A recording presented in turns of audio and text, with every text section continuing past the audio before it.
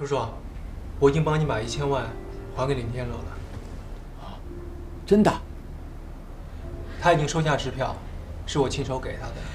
哎呀，这真是太谢谢你了，莫哲。你说这让叔叔怎么感谢你才好啊？叔叔，莫哲，以后你有什么事求叔叔，尽管开口，别客气啊。叔叔，啊，我还真有件事儿需要您帮我。哎，说说。我想娶来你。我其实喜欢妮妮已经很久了，我觉得我跟她挺合适的，而且我也能好好照顾她。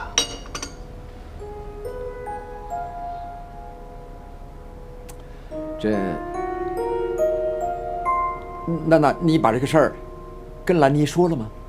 说了。她怎么说啊？啊？她好像还没有忘了林天乐，她没答应我，所以我才找您，希望您帮我说服妮妮。无论如何，我希望她能嫁给我。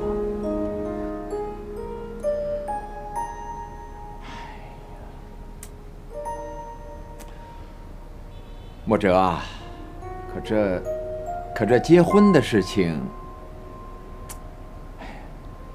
恐怕叔叔做不了主啊。这事儿啊，不是叔叔帮不了你，这事儿我的确是为难呐。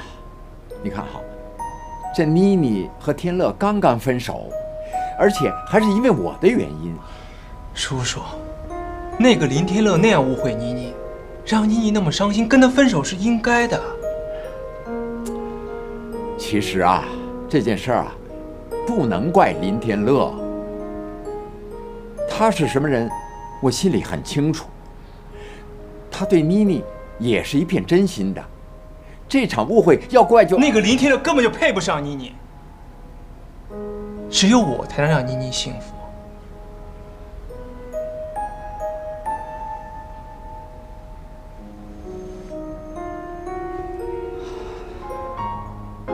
只要妮妮愿意嫁给我，你们的债我来还。孩子，这个不是钱的问题，这怎么跟你说呢？哎呀，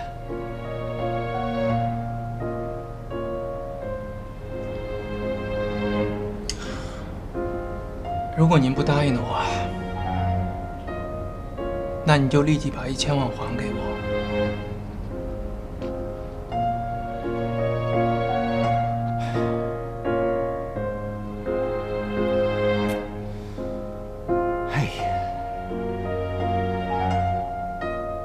莫哲，你看，叔叔我现在的确是没钱。这样吧，你再给我点时间，我一定尽快的把钱还给你，好吗？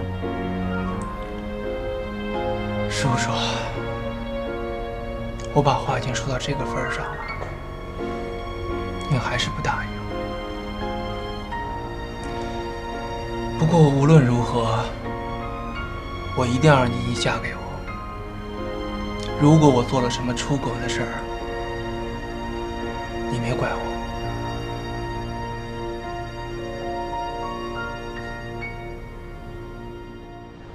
莫哲，哎，走，吃饭。你干嘛呀？你凭什么去给林天乐还钱？你不告诉我？妮妮，我那是在帮你啊，你总不能让我看着你为了还债去折腾你自己吧？反正我不忍心。我替你还债有错吗？谁让你还了？我都说了我自己会还，我不需要你操这个心。我知道你想靠自己，我也没否认过你有这样的能力吧。我只是不希望你把工作跟债务混淆在一起。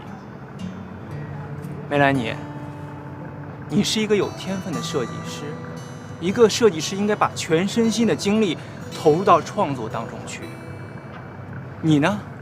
你现在把工作就等于我赚钱还债，你知不知道你这样会毁了你自己的事业？行，先不说这个，还有你干嘛去找我爸说那些话呀？我爸都觉得你是在威胁我们。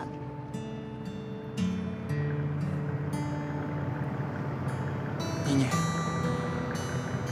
对不起，是我错了，是我一时冲动，对叔叔说了那些混账的话。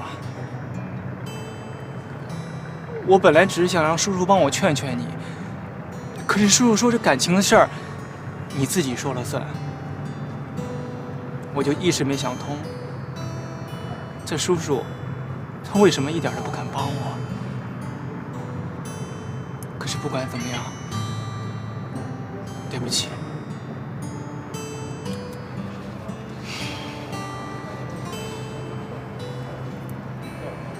莫哲，我一直以来我都说我们是发小，你是我最好最好最好的朋友。我一直觉得你是最懂我的，也是最了解我的。但是，如果我之前对你的依赖会让你产生什么别的误会的话，我今天郑重地跟你说一声对不起。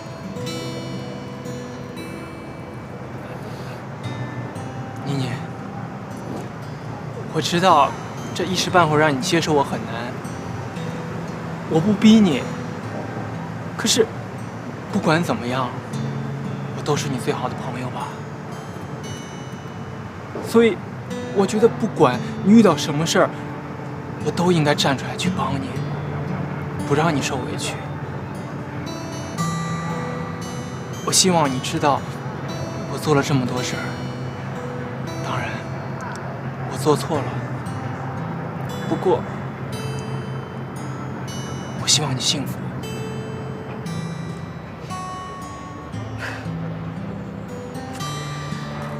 我就说嘛，莫哲是最好的了。如果以后你有什么时候遇到困难，我也一定第一时间冲到面前来帮助你。我啊，你能帮我什么？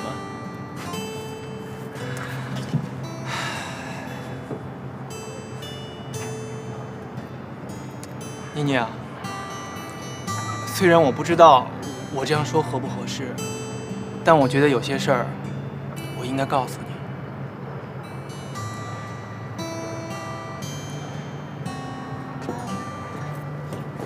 我在帮你去找林天乐还钱的时候，他说了很多侮辱你跟我的话。他说我不可能平白无故拿1000万出来替你还债，他觉得这背后有原因。我跟他解释了，我们从小一起长大，我们是最好的朋友，所以你遇到困难，我一定会帮你。不想让你受委屈，所以拿钱给他。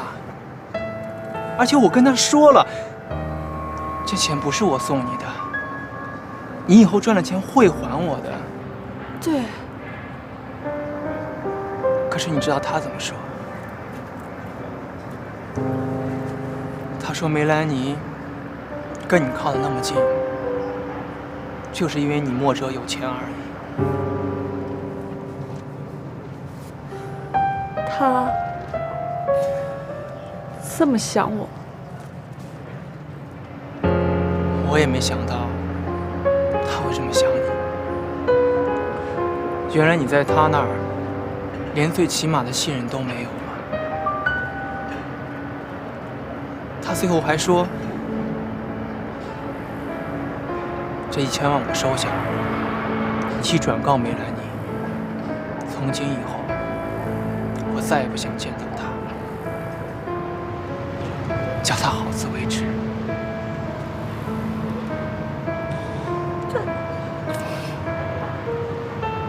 真的这么说吗？